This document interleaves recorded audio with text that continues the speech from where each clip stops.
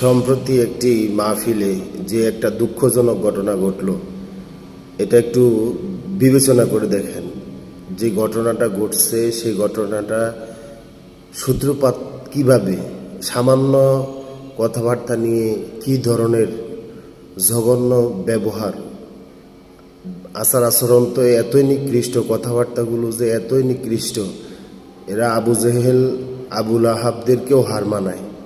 কোন জায়গায় কি বলতে জানি কি লেগে পড়ে জানি যাই এত আক্রমণাত্মক এরা কোরআনের খবর দেবো একটা চোখ বাসটা করে দেবো কিন্তু একদম একটা প্রশ্ন আমার উত্তর দেন একটু। আপনারা সারা বাংলাদেশে হুজুর নাম করা হুজুর কত? মোবাইলে দেখলাম যে 5 জনের 5 রকম মত এই নামাজে। আপনারা হুজুর, আপনাদের পিছনে হাজার হাজার লোক নামাজ পড়ে, আপনাদের মধ্যে 12 রকম মত কেন? বললো প্রথম যে লোক বক্তব্য দিলে আলমদ ছিল, না পড়লে তার পিছনে তারা নামাজ হবে না। সহজে বোঝানোর জন্য চেষ্টা আচ্ছা, এখন মূল প্রশ্ন হলো আমাদের মত এত বেশি কেন? এইটা এত মত বেশি হ্যাঁ সব শুনলাম, আমাদের মধ্যে দ্বিধাবন্ধ পাড়াইতেছেন তো আপনারা।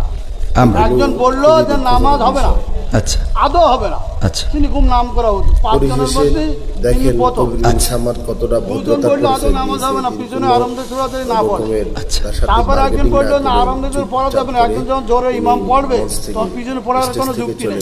আচ্ছা 5 জনের 3 জন পড়েও দেখেন 3 জন একমত, 2 জন এখানে বিষয়টা হলো ইখতিলাফ আলেমদের।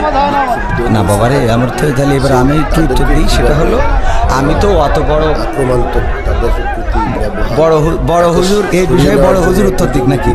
আমি শুধু এতটুকু বলি, সেটা হলো ইখতিলাফটা আলেমদের, এই ইখতিলাফ এটা এখন শুধু না, বিশ্বনবী সাল্লাল্লাহু আলাইহি সাল্লামের সাহাবীদের যুগেও ইখতিলাফ ছিল। এটা মত পার্থক্য থাকবে। আপনি একজন চেয়ারম্যান, বাংলাদেশে অসংখ্য চেয়ারম্যান আছে না নাই? তো সব চেয়ারম্যান কি একই সুরে কথা বলেন? শেষে আমি বলতে চাই যে এই লোকটাকে আইনের আওতায় আনা দরকার।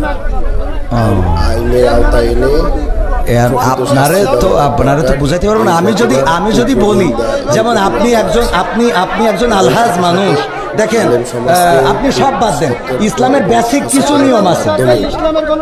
আচ্ছা, ইসলামের তো আপনি হজটা করেছেন, তাই না? হজ করেছেন না? সঠিকটা আপনি তো উত্তরের আগেই তো বকর করতেছেন, আমার উত্তরটা